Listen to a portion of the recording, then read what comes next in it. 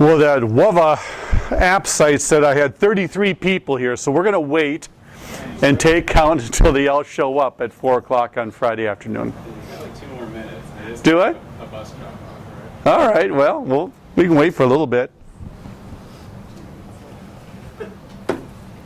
So while we're waiting here, just some small enough here we can do this introduction. And are you already doing multi-site, or are you thinking about doing multi-site? And what is your definition of multi-site? Those three things. It's what is a lie? It's a lot. It's a lot. Multi.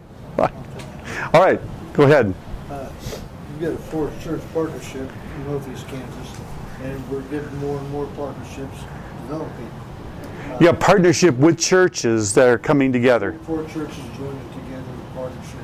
Are they making one church, or are they? They're staying autonomous. They're staying in their own location. We're just serving multiple parishes. Oh, so like it's like a 4-point parish. So one pastor, Well, 2 right now. Yeah. 2 pastors serving it's like a 4-point parish. Yeah, and because the numbers more, dual partnerships are creeping up where. Yeah. All right. That's a great model. How about over here? We're just working on going to the next level. It's not really known for anything. All right, you guys are together here, huh? We're 0 for 2 in doing this. The third time we're going to do it right. You just haven't good Just good came to make training sure yet. We're on track. Good deal. Previous church in Tucson, 4 SMPs that were deployed into churches that were dying, and now in Nebraska we have a new SMP that's reaching out to another church. Okay. Looking at maybe other ways of doing it too. So not new starts, but trying to yoke with other existing churches. Yeah. I'm from the Missouri District Office, and we're just kind of looking at shared ministry, avenue, and all that kind of stuff. And I'm the financial guy. I really have nothing to do with ministry, so to speak, but thought I might learn something. Good deal. All right. Together? There's just an opportunity for some mission plants around us in Florida. And then there's one church that's asked us to try to come alongside them and partner with them.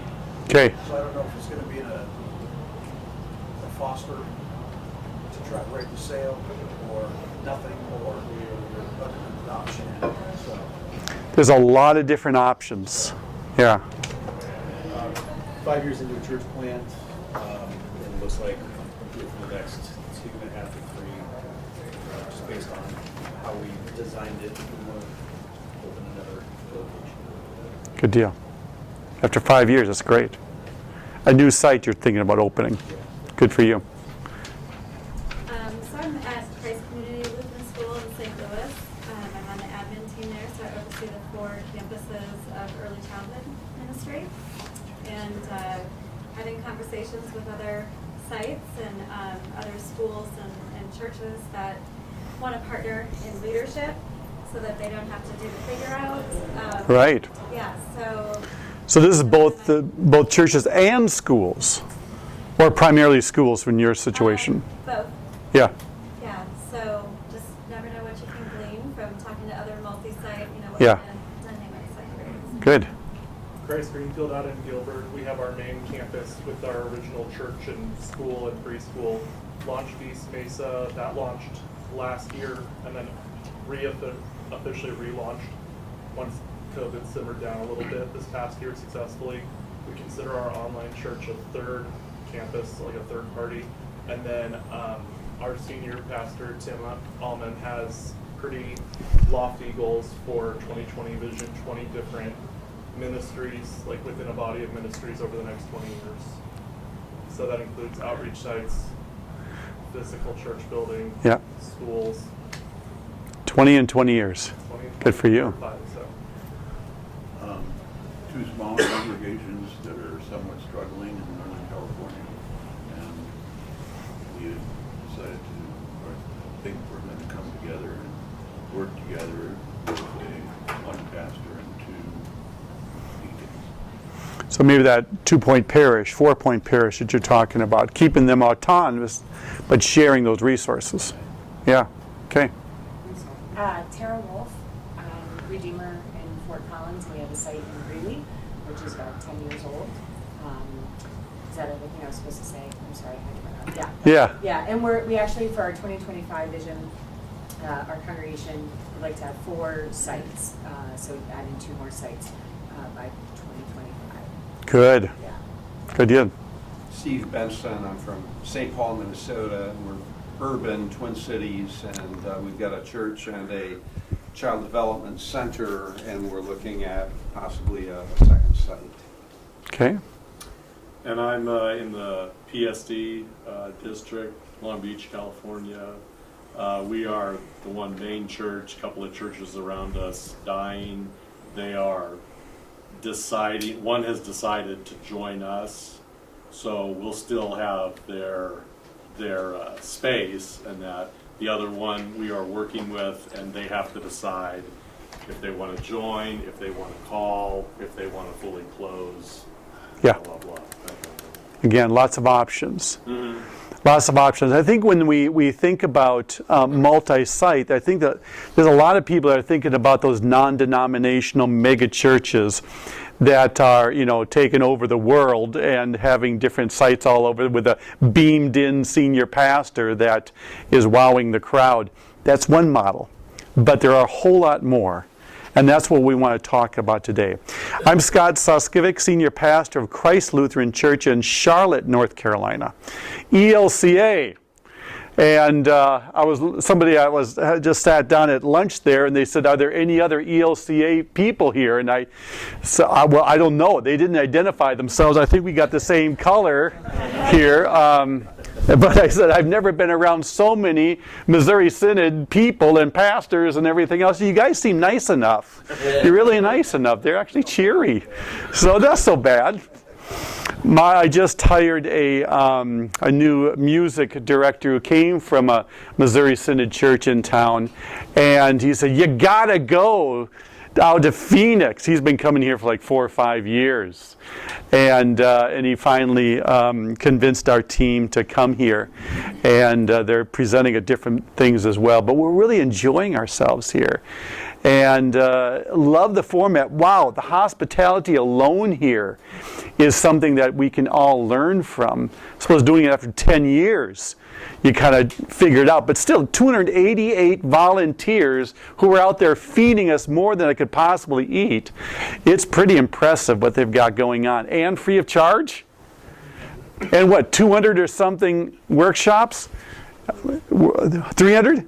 Yeah, it's pretty amazing. So I think we'll probably come here again. I want to start with a devotional from John chapter 2. On the 3rd day, there was a wedding at Cana in Galilee, and the mother of Jesus was there. Jesus and his disciples had also been invited to the wedding. When the wine gave out, the mother of Jesus said to him, "They have no wine." She didn't ask him to do anything. She was just kind of pointing out the obvious, right? They have no wine. And Jesus kind of jumps on her a little bit. "Woman." Now, that sounds more harsh than it actually is. "Woman, what concern is that to you and me? My hour has not yet come." A rather strange response to a statement of fact. They have no wine. His mother said to the servants, "Do whatever he tells you, and don't make him mad." Now, standing there were 6 stone water jars for the Jewish rite of purification, each one holding 20 or 30 gallons. What, 6 times 30, 180 gallons. Even a pastor can do that math. That's a lot of water.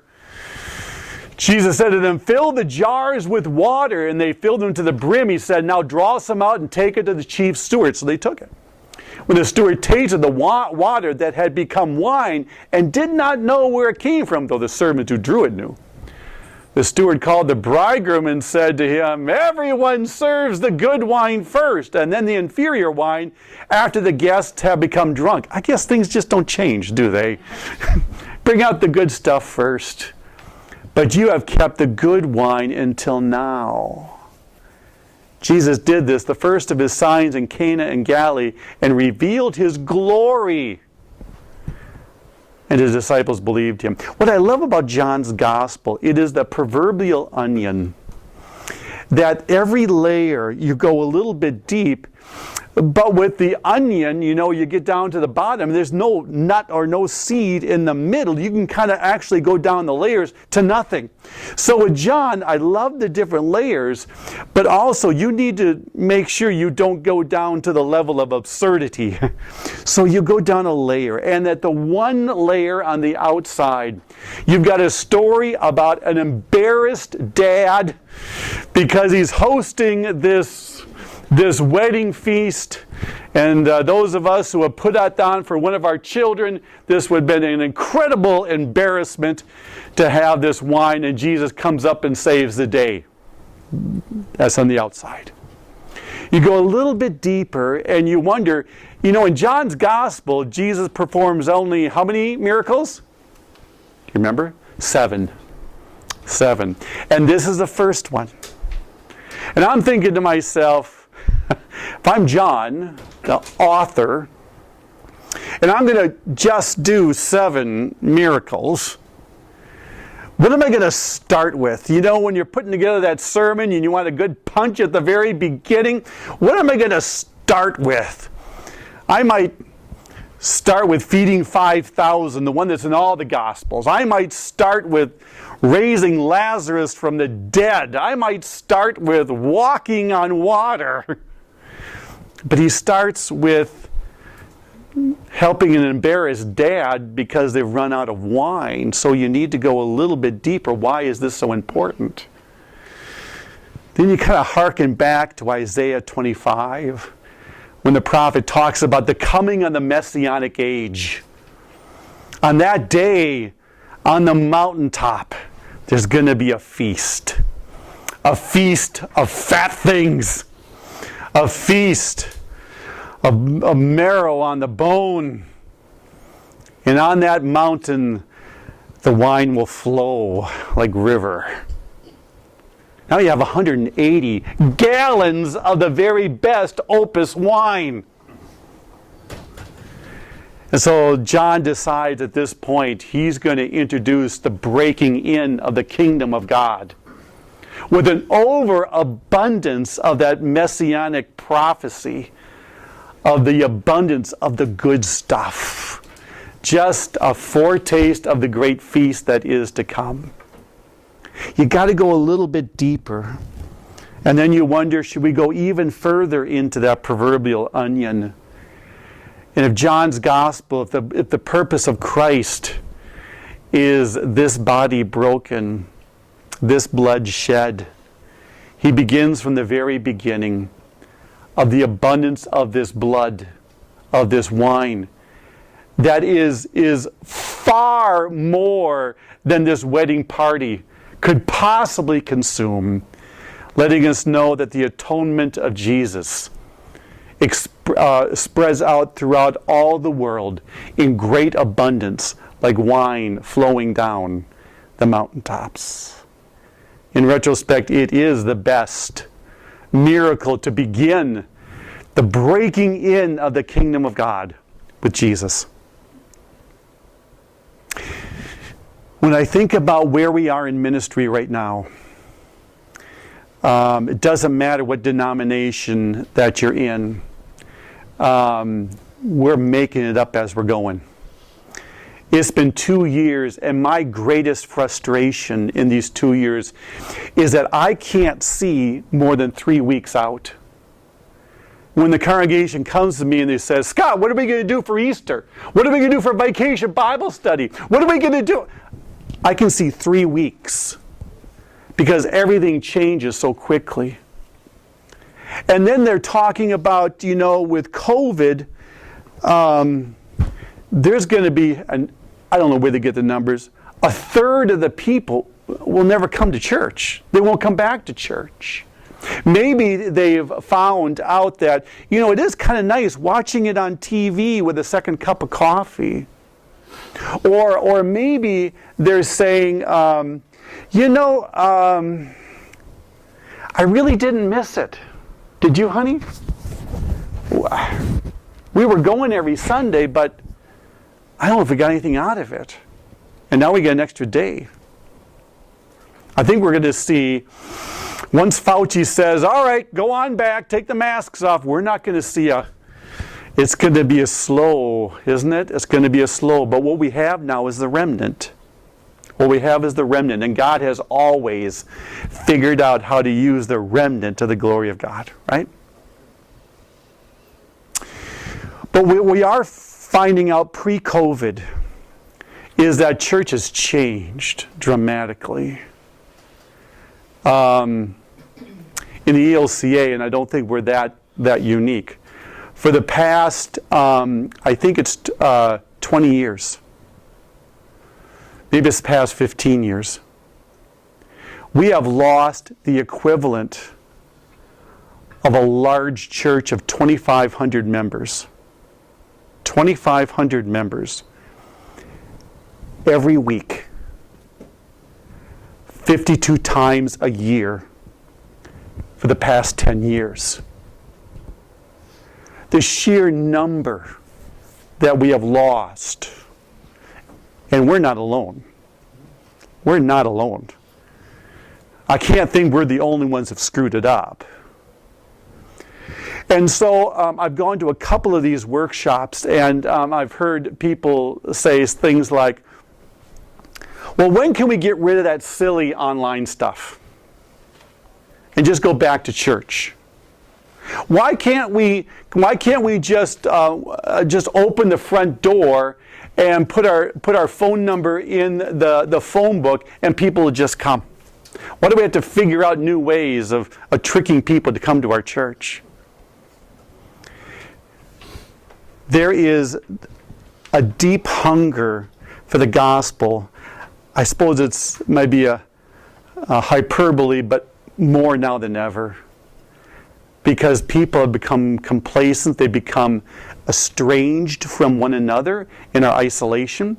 We have seen depression and anxiety and addiction and abuse just on the increase during the time of COVID. It was all leading up to it, but now it's exasperated, certainly. We've got to figure out a new way of doing church. And multi-site ministry is one of it. It's not the silver bullet. It's not the silver bullet. But let me tell you how I got into it. As a way of multiplying a vitality church to be able to reach even more. Because you and I know that that there's a lot of struggling smaller churches out there. In fact, the fastest growing churches that we have are churches that are going from 100 down to 50, from 200 down to 100. That's where it's fastest growing. But if you're part of a vital ministry that is bold in its leadership and has urgency in its mission, this is a way of multiplying what the Spirit is doing in your place to be able to extend beyond the walls of your campuses. So this is my contact information, but let me tell you my story. So I was 37 years old in Minnesota, and a church in Charlotte, North Carolina came way up to Minnesota to do a headhunting trip and interview some pastors because that's where the Lutheran pastors were. And I met them, and we both fell in love quickly. But they said, Scott, can you build us a sanctuary? I said, sure, I can build you a sanctuary. Now, I was 37 years old, had never been a senior pastor, had never led a staff, had never raised a nickel, had never cast a vision. And I bluffed my way through an interview.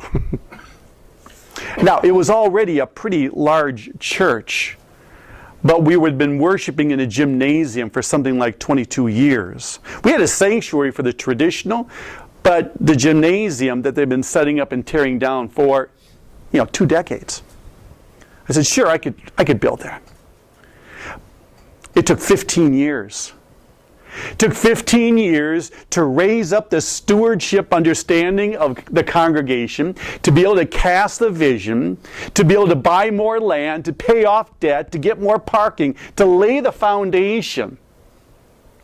It took 15 years and 4 capital campaigns to get to the point that we could build the building. And it's beautiful. It's beautiful. And I got done with that in 2013.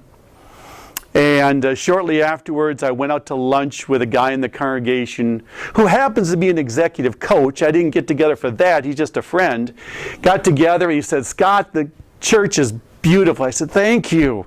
Boy, teamwork, we're all together. And then he said, so what's next? And I said, oh, we got lots of plans. We're going to, well, the carpeting over in the school needs to be replaced. Some of those bathrooms are kind of dinged up. They need to be, we're going to do the lines out in the parking lot. We need to repaint those lines. And he said, finally, he said, it's not enough, is it? I said, it's not even close. And I'm not a highly emotional guy. But there in the restaurant, I began to cry. And I said, I don't know what's next. I have spent 15 years climbing this mountain. And for the first time in my ministry, I have no idea. I guess the tears were from grief that I had to say goodbye to this church and this vision that I loved because I didn't know what was next. So I did something that I had never done to my church before. I cheated on it. I interviewed at 2 different places. I, certainly during that time had been asked, if you want to interview here, you want to interview there. And I said, no, I can't. I'm in the middle of the 3rd capital campaign. We're going to build this 2nd building. We're in the middle. I want to enjoy it. So I said, no. So I always said no. And then I cheated on the congregation. I interviewed at 2 really good calls. And there was nothing. I mean, there was no stirring of the Spirit. So I went back and said, Lord, I guess my calling's here. But you're going to have to show me what that is. And it was really through that time of retrospection and prayer and looking to see what else is going on in the kingdom of God outside my little ELCA tribe. I saw churches doing multi-ministry, multiplying their ministries in a way that was having an impact beyond their own one little campus. I thought, that's it. But I had no playbook to work with. I was making this stuff up as I went. If you know Strength Finders at all, from one of my strengths is activator. An activator, we're just going to do it. We're going to build the airplane while we're flying it. We're going to figure it out as we go. Drives my wife crazy with home projects. It's all ripped apart, but I'll figure it out. So I tried to figure it out. The first campus was, we went into an elementary school and brought in a mission developer pastor and launched that. And that went really well. But then my heart was really captured by all these struggling little churches all around. And I approached 3 or 4 of them with this suggestion about, are you interested in becoming part of this umbrella of Christ Lutheran? And I think 2 or 3 of them said, we would rather die. We would rather die than be a part of Christ Lutheran Church. And they're in hospice right now. But the other one, I went to their church council meeting. I pitched the idea. that we're going to send in our mission developer. We're going to bring in money to be able to work on the physical plant. We're going to bring in some musicians. We're going to change worship. We're going to reach out. And it means that this congregation will have to die so that we can resurrect a new one. I got done with my pitch, and there's silence, which I wasn't sure if that's a good thing or a bad thing until the president of the congregation said, "Where have you been? We have been waiting and asking the synod for years for help." They're in. As part of that, and I'll get into a little more later, as part of that, we did the whole, there's like 10 different steps. You've got to change their name and the legal documents and the finances and the membership. But I told them that family of faith no longer exists.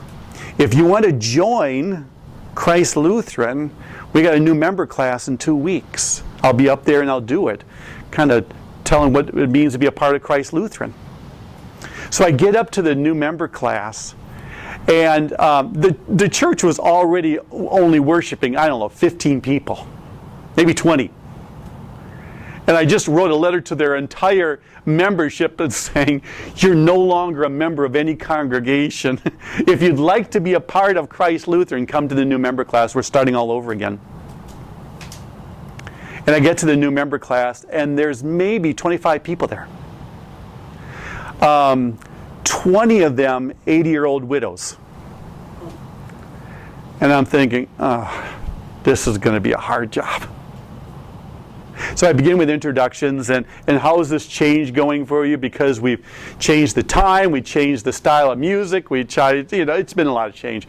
And one after another, they say, "I don't like the music, I don't like the time change, I don't like what the sanctuary looks like, but this is exactly what we ought to be doing right now.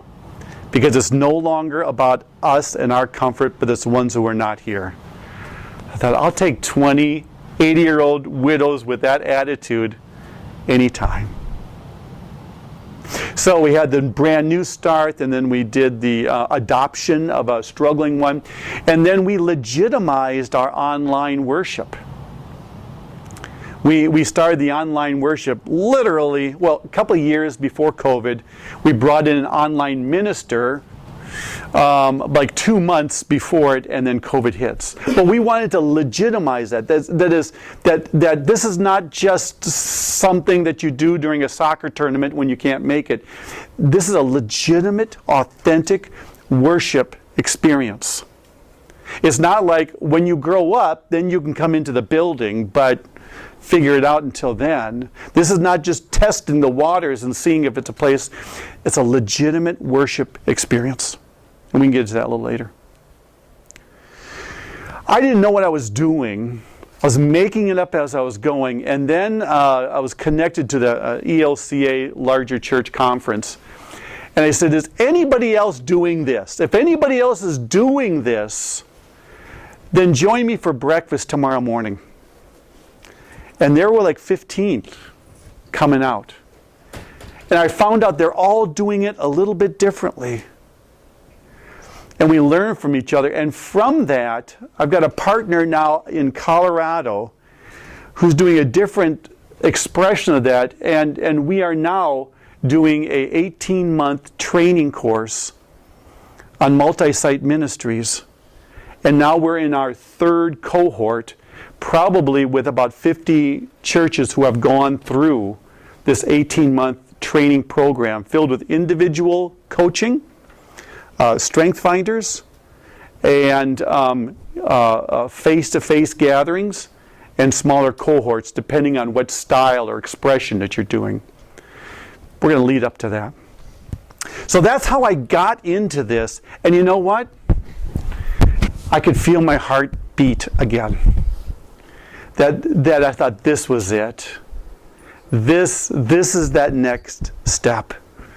And boy, if you want to revitalize your congregation, it's not about buying a program from the publishing house. It's not about, having a good social Oktoberfest. It is about mission. It is about looking beyond your own walls and having a sense of purpose that we do not exist for ourselves, but we exist for those who are not here, who have not heard. Because now we are breaking in of the Messianic age still, with fresh wine coming down from the mountaintops. So we're calling it Anchor Church. The reason we call it Anchor Church is because it's really one church that has the leadership and the vision and the vitality to multiply itself. Very rarely will it happen in which two small struggling churches come together and they're able to create one vibrant church. Very few times are two medium-sized congregations coming together, because they both have a very strong independent tradition and personality and traits that one has to win and one has to lose. It has to be, this is all about leadership. This is all about leadership training.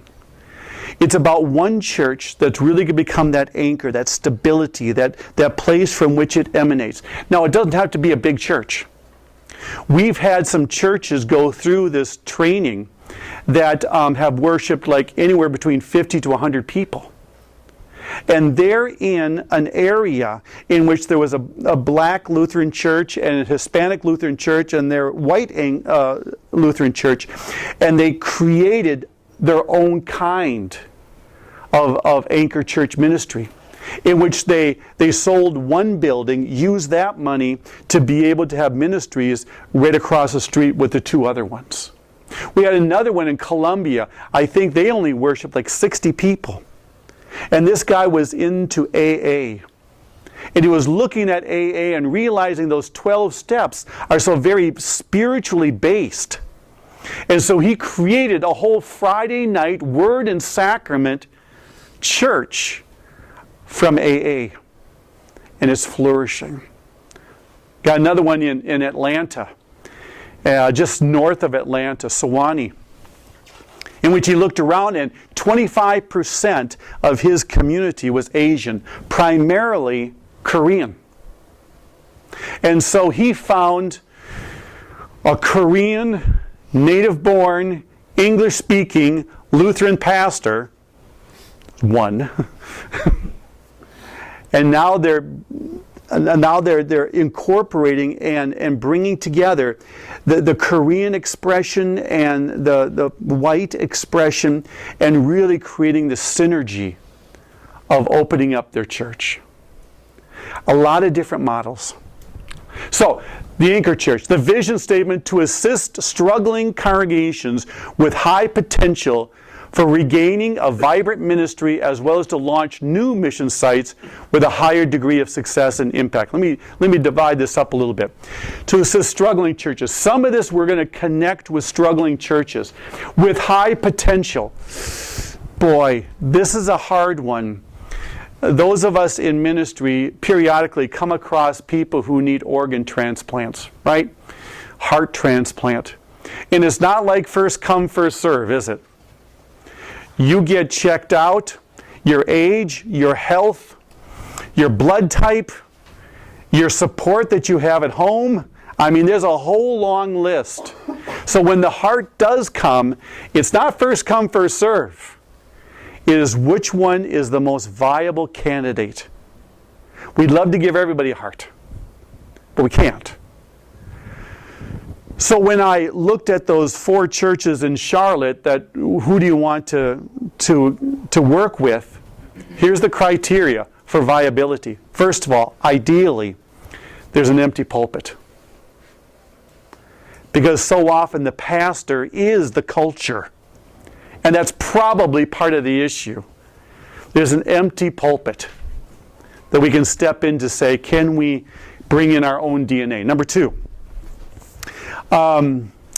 They have to be in a place physically in a place where there is some potential for growth. There's a lot of struggling, I don't know, I won't say any place in particular, but some dying churches in dying towns. They don't get the heart. Good people, they don't get the heart. Number 3, they have to say yes. That's why, the two churches that said, I'll die before I go to Christ Lutheran Church. They didn't say yes. And we can't twist their arm. We can't convince them otherwise. We don't want to. They need to say yes. And number 4. Number 4 is probably the biggest one. They have to be willing to pay the price. Because what the price tag is pretty steep. It means death and resurrection. It means doing church in a whole different way. It might mean giving up some of your autonomy, some of your traditions, the way you've always done things, for the sake of the one who isn't there. And a lot get to that point and say that's too high of a price tag. So it is churches with high potential to gain the vibrant ministry and to launch new ones. I'm doing both right now. Launching a new one and adopting a struggling one. It is a whole heck of a lot easier to do which one? A new one. You're not dealing with the traditions and the culture, and not just within the building, but outside the building looking in. That's that dying small church begins with an L. I don't know. It's that the community already has in its mind. It's a whole lot easier to start a new one. I would really love it, I don't know if this is ever going to happen, if our churches can figure out a really good hospice program for churches and go to certain churches and say, well done, good and faithful servant. It is time now to celebrate what your church has done, to be able to sell the resources, to be able to use that for the church to continue on. I don't know if we're ever going to be at that point, but that would be a great ministry for us to do. And I say with a higher degree of success, and I don't know what the numbers are exactly. I've heard them and I've heard contradictory ones, but kind of it's almost the opposite. When you start a new church plant with a parachute drop, there's like an 85% chance of failure after 5 years. But if you connect that new site with a vibrant congregation that is feeding it with encouragement and money and people, resources, it's just the opposite. There's an 85% success rate. So there's that linkage with a healthy church for a higher success. The practical statement is not another responsibility for an overworked synodical staff, but one more tool in their toolbox to partner struggling churches with vibrant ones. I wrote that when I was explaining to the different synod offices, because these small churches are coming to their bishop and they're saying, help us! Help us! Why aren't you loving us? Help us! And the bishop is saying, I can't preach your sermons. I can't teach your Bible studies. I can't go knocking on doors. I can't design your website. What do you want me to do? And there's that tension going back and forth. Here is one more tool. It's not the only tool. For that synodical officer, pastor to come in and say, listen, have you considered talking to Christ Lutheran?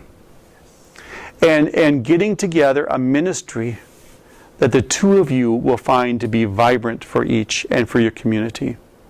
Now, in my experience, the smaller the congregation is, the more open they are to have the bishop come to them and say, would you consider?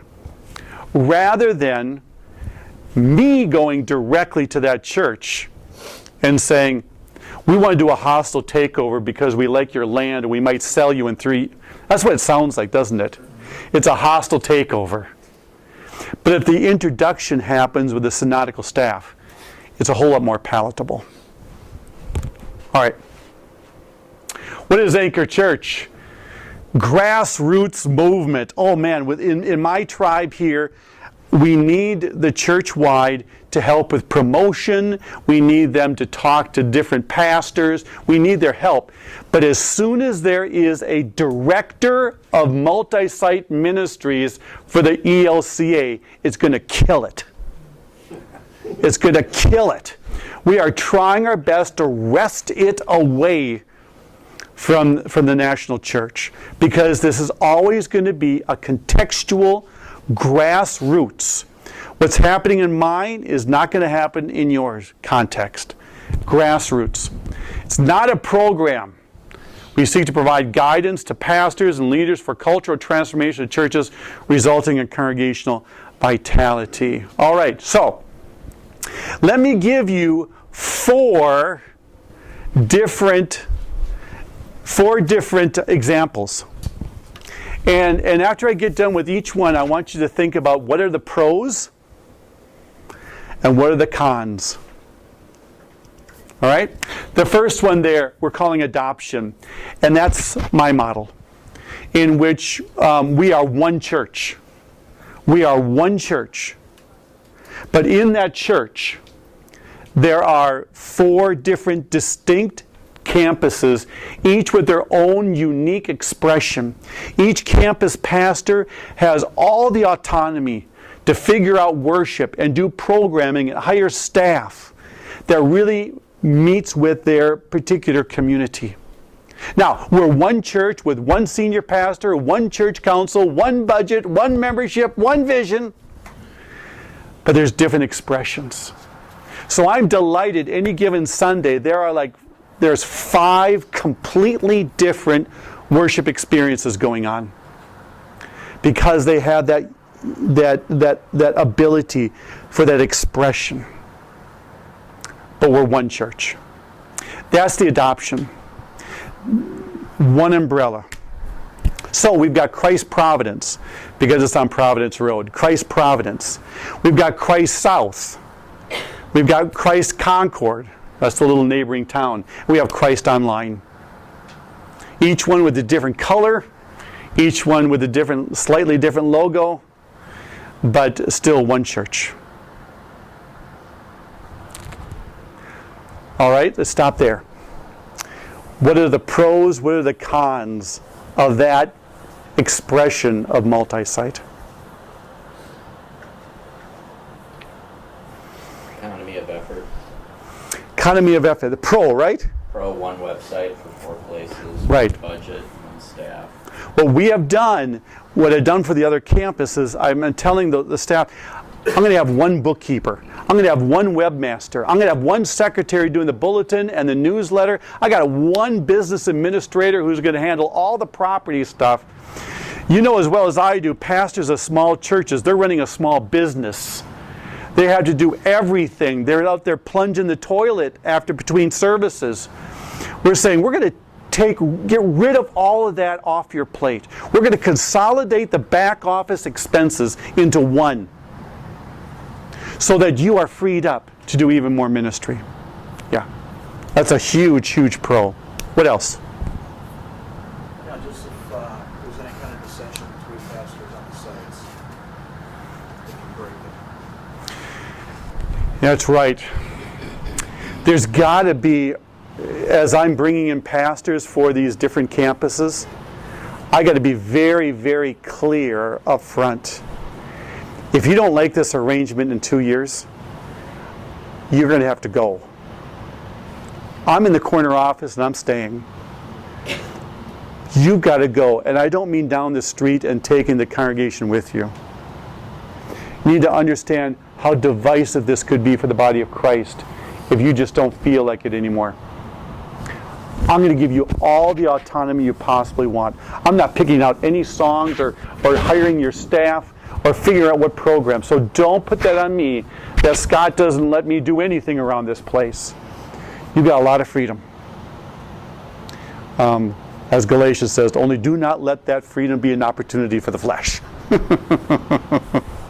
Yeah, there could be some dissension. You got to be very clear.